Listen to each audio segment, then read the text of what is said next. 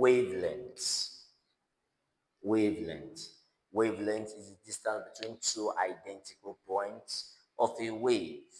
Distance between two identical points of a wave. It's referred to as a circle of a wave. For instance, if I have this as a circle, one cap, one cup as a circle, another one cap, one cup is referred to as a circle of a wave. Why? If you check the sinusoidal curve in degrees, you have one cap, one cup equal to 360 degrees. So a 360 degree is a complete circle. So half is 180. So a 1/4 of it is 90 degrees. So if you put this curve in this curve, you realize that one curve is equivalent to one circle. So what is wavelength? Distance between two identical points of a wave. For instance, in such a transverse wave, a transverse progressive wave is a transverse progressive wave.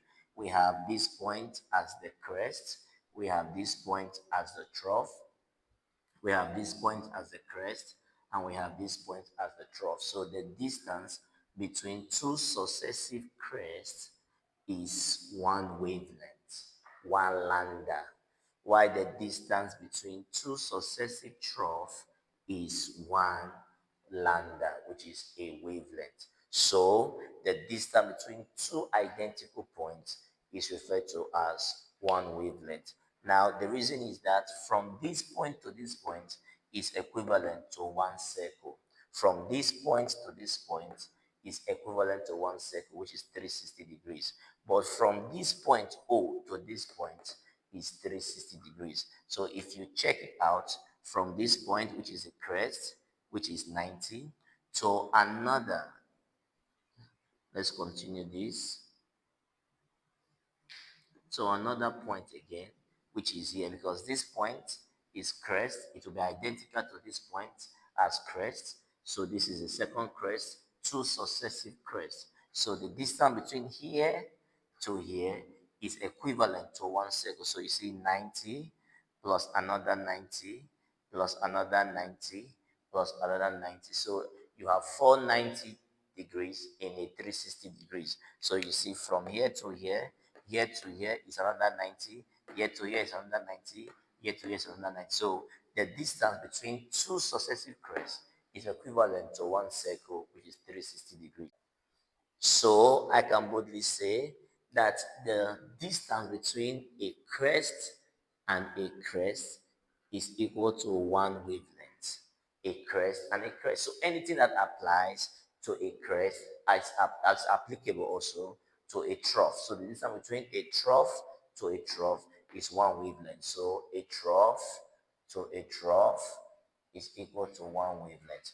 But the distance between a crest and a trough, it becomes half a wavelength. So a crest and a trough is equal to half a wavelength. And the distance between a crest, a trough, and a crest is also half a wavelength. Is half a wavelength. So all of these are very important in calculating wavelength, because I can give an example of such that a wave travels to this point and the distance between here to here is 5 meters. So if I ask what's the wavelength, it means this question will not come here. Now let's see such in a longitudinal wave, wavelength in a longitudinal wave, wavelength in longitudinal wave.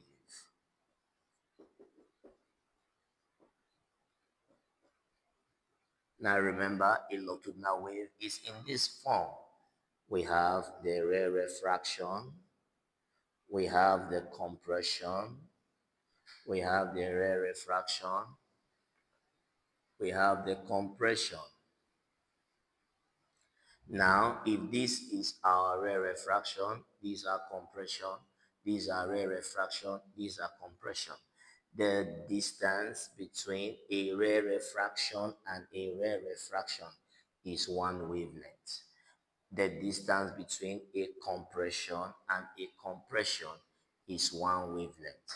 But the distance between a rare refraction and a compression is lambda over 2. So in terms of a longitudinal wave, I can say rare refraction to compression is half the wavelength.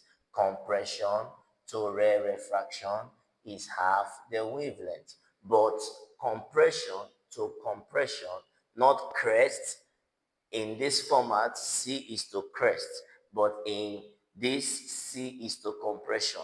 Compression to compression is equal to one wavelength, while rare refraction to rare refraction is equal to one wavelength. So the format at which we get wavelength in transverse wave is not as the same in your longitudinal wave. We are using crest to trough in transverse wave, while we're using compression to rare refraction in a transverse wave. Thank you.